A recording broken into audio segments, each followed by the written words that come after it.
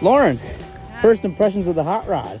I'm not sure I want to do anything with this. I feel like I could. Your first, considering your first ride was towing from around the house because we might have already blown it up 15 minutes into ownership. Not under our own power? Oh, yeah. No, but we got home last night and yeah, pulled off the trailer. 5 minutes later, did a mean two-legger burnout and heard a pop, and it shut off and won't restart. So All because someone twisted your arm.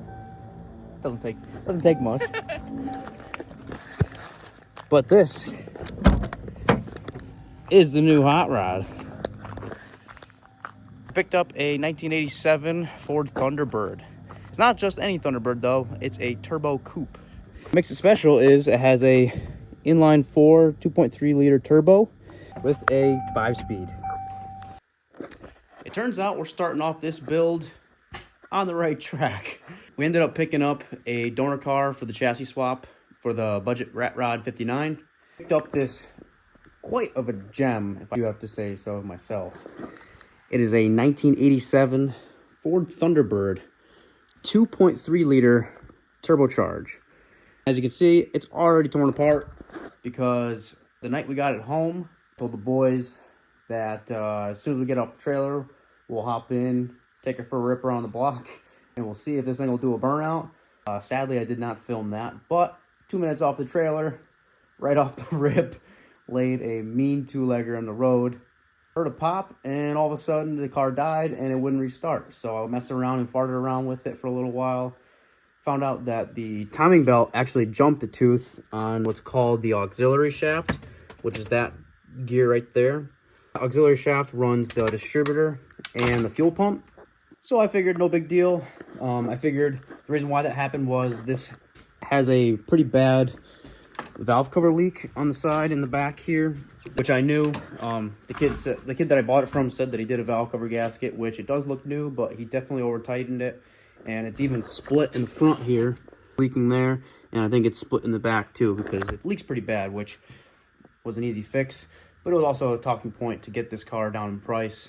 A little bit of background story: this car was listed for $6,500. I was watching it for a little while after looking at another car, another black 88, which was listed as significantly cheaper, and I was told it was cleaner than it was, and it was an absolute rot box. The strut towers were rotted out, the rear torque boxes were really rusty. It had been sitting a while. The cold side of the turbo was actually ripped out of it. They had a block off plate. It was just junk. From, engine stuff is easy to fix, but part that I was worried about was the whole underside of the chassis. That's the main part that I'm actually using, and the drivetrain, and it was just not usable. So while it was cheaper, in the long run, it wouldn't have been. But trying to be patient, I was patient. Found this car listed for $6,500. Saw it go down in price to $4,500 firm, and so I messaged the guy and said, "Hey, are you actually firm on the price?" He said no, because it had been listed for about a month. So I was all right, cool, we'll come check it out. Test drove around the block, looked it up and down. One of the reasons why I wanted one of these cars was because the wheelbase front to rear matches up within a half an inch of the 59 Mercedes. The track width is about an inch wider on either side, which is better for the stance and handling anyway. Right out the box, these cars are built on the Fox chassis. So this is a Foxbody Thunderbird. Most of you know I have the Foxbody Mustang, which is peeked back there under cover.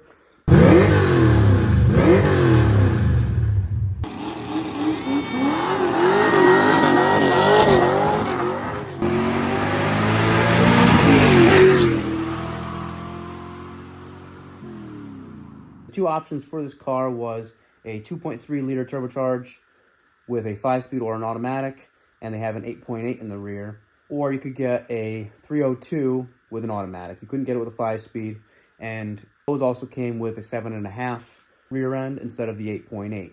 The 8.8 was reserved for the turbo coupe, which this is. What's great about this platform is it's a 2.3 turbo, which is a fairly cool engine. I've always wanted to mess with it. I've always wanted to learn about it. This is all something completely new for me. It's got a T5, which is the same thing as what's in the Mustang, and it's got an 8.8 with 355 gears in it with rear disc brakes. So right off the rip, you have basically a 5-speed solid rear axle muscle car, and that's the basis that we're going to use for this Ratrod build, which down the road, if I decide I don't like this engine and I want something else, it's easy enough to put a V8 in it because it's a Fox chassis. The parts are readily available. The K-members are easy to swap out. I have parts laying around to do so there's a lot of options, and we already have a lot of parts to get this build underway. And in the future, we also have stuff that we can modify on the cheap. So I retimed the motor, got the timing gears all in the belt, all squared away, back in order. Got it to run and was fine-tuning on the distributor with a timing light. And all of a sudden it stopped, and lo and behold, I decided to pull the distributor out. Our problems are a little more involved than just slipping belt. The distributor gear is eaten up, the teeth are all cracked, and a couple of them are stripped and eaten up, and they're worn thin, so I think this was bound to happen eventually anyway. Now, if it was just the distributor gear, those are easy to swap out with a dowel pin, no big deal. But if you look down in the hole, but the gear on the auxiliary shaft that runs the distributor, the teeth are also chewed up. So, looks like we are doing a little bit of engine work to our base to get it back up and running. I don't think it's that big of a deal. I think I'll be able to take a magnet and grab a majority of the metal shavings. Before I end up chopping this car up, I want to get it running and driving again, so that way when I actually start tearing stuff up and disconnecting wiring and disconnecting grounds, periodically I want to start it and make sure that I'm not disconnecting anything super critical like a chassis ground or something that we need. And then that way we don't have the car all torn down, all of a sudden the car doesn't start, and I'm chasing every single bit of wiring possible, which would really suck. Because to my surprise, this car is actually like fully optioned, and there's a lot of electronics on it, a lot more than I anticipated, a lot more than I really wanted to deal with, but we'll push through it, and it's not that big of a deal. It can be sorted through in the future and thinned out and kind of delete all the stuff that we're not going to use, like power windows, power mirrors, power seats. I mean, this thing is pretty much fully loaded. As we were loading this car on the trailer, I was really eyeballing it, and it's actually like a really clean car. I'm kind of hesitant back and forth whether I actually want to just keep this car and keep it as a little toy and then find another one to chop up for this build. But I told myself I'm not going to do that. This is a clean chassis. That's what we're going to base our build off of. And this way I know that the bones, the frame, so to speak, is solid, and just sheet metal work to get everything mated together and look like an actual car.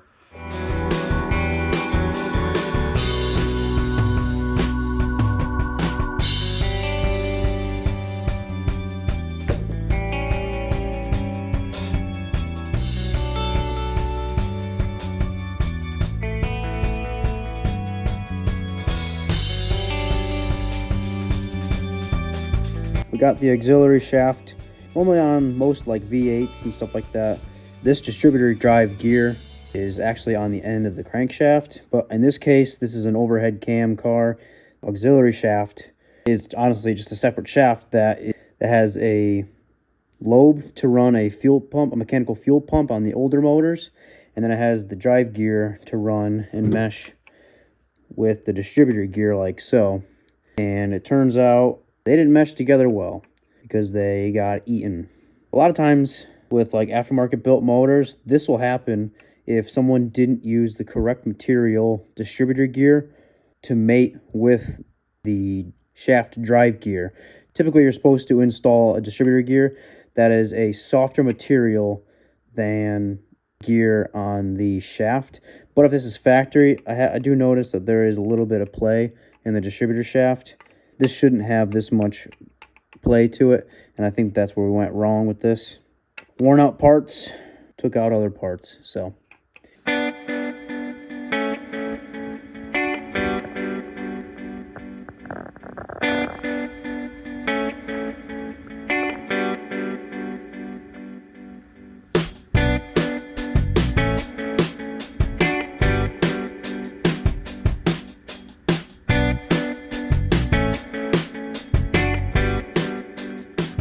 It's time to start taking this car apart.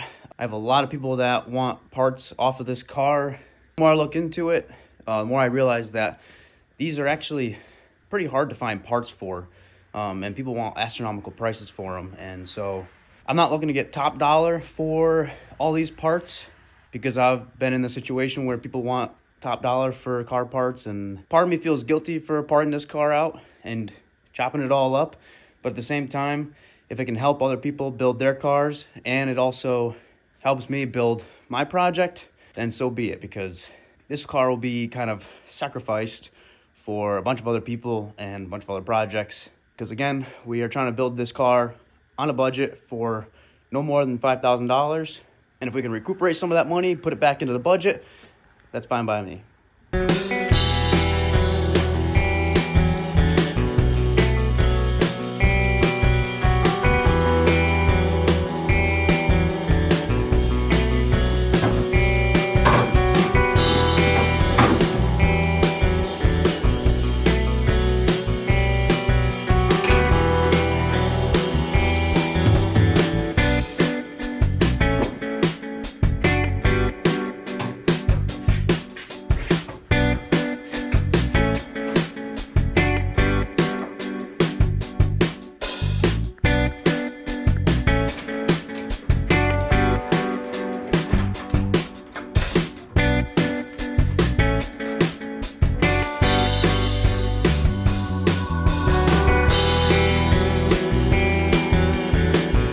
Alright, now we got this car just about completely stripped down of all the parts that can be unbolted right now without actually physically cutting off the roof.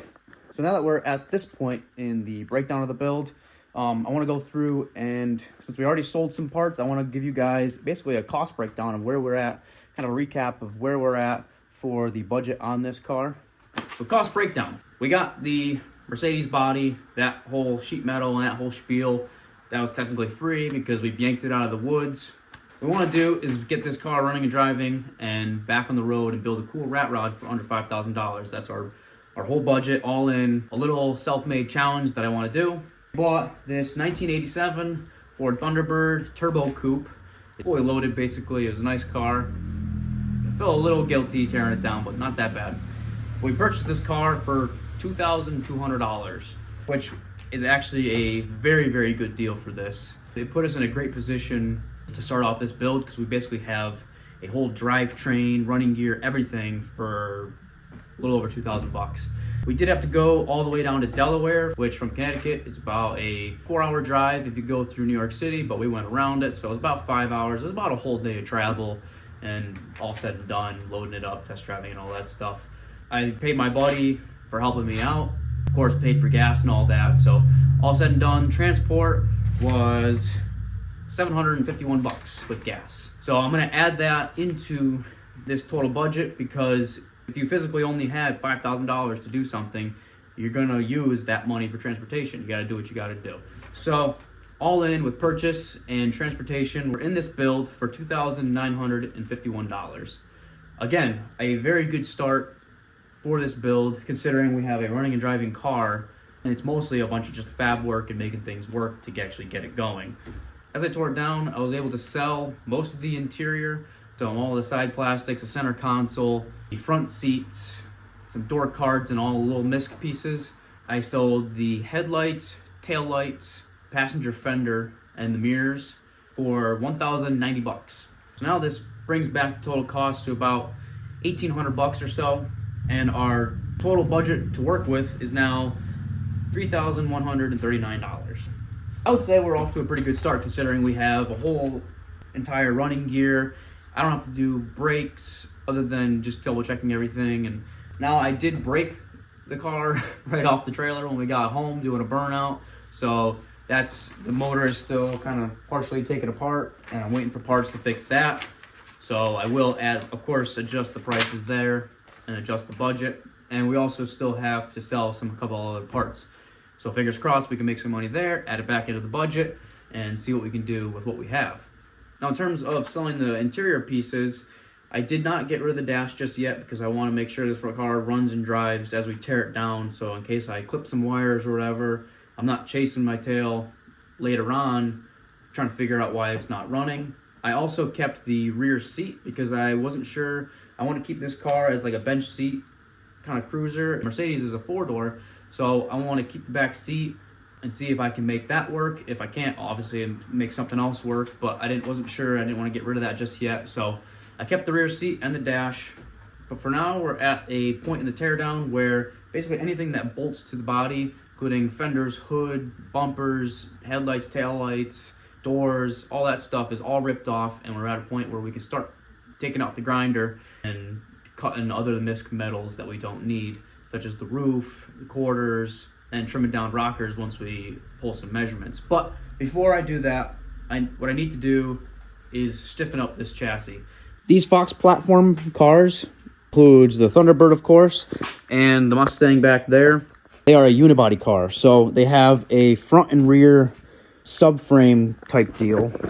So you have the front kind of subframe rails there, and then you have the rear torque boxes here. But then in between those, there's like 3 or 4 feet of just sheet metal floor pan, and there's no actual real structural to that. It relies on the A pillars, the B pillars, and the roof line to kind of help stiffen and keep everything as one piece.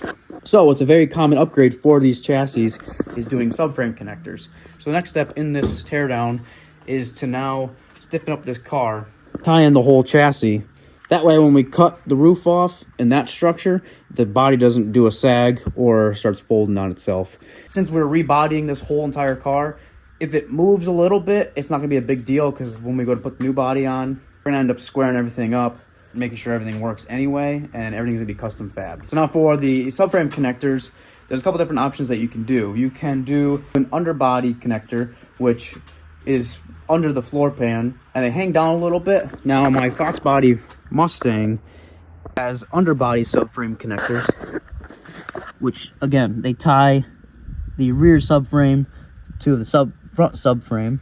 Now these ones were done by a previous owner at some point. They're not my favorite. I'm probably going to end up cutting those off and doing either a lower profile one, or even just one that actually ties in a little farther to the front subframe, because it only goes to basically the rear part of the front subframe. The other option for a subframe connector, which I just learned about, doing an in-frame connector. What you do is you actually cut this center section out of the floor, and a piece of square tube sits in the inside of the front subframe, and then comes through, welds to the floor, and then you put a tie-in plate for the rear torque box. The square tube welds to that. Now the advantages of the in-car versus the out-car is, of course, the ground clearance. Both of them are still very strong. Disadvantage of the undercar connectors, you lose a little bit of ground clearance, and since we're going to be building kind of like a really low hot rod, rat rod, possibly on bags or really low static suspension, I don't want to connect the whole subframe, weld that all in, and then all of a sudden we lower the car and I can't go as low as I want because the connectors hit the ground or not. Now a company called Team Z does make a really nice weld-in kit that the tubing's all formed, and you have tie-ins for the rockers and whatnot. And it's a really nice kit for fairly inexpensive, about 250 bucks. But since we are on a budget, we're trying to save as much money possible in areas that we can. Now, I was looking at the design, and it's a very simple 2x2 square tube that is just cut and notched with a little bit of bend. I was thinking, if I just had the material, we can just cut up it and make it work. So, got some 2x2 14 gauge wall square tubing from work, and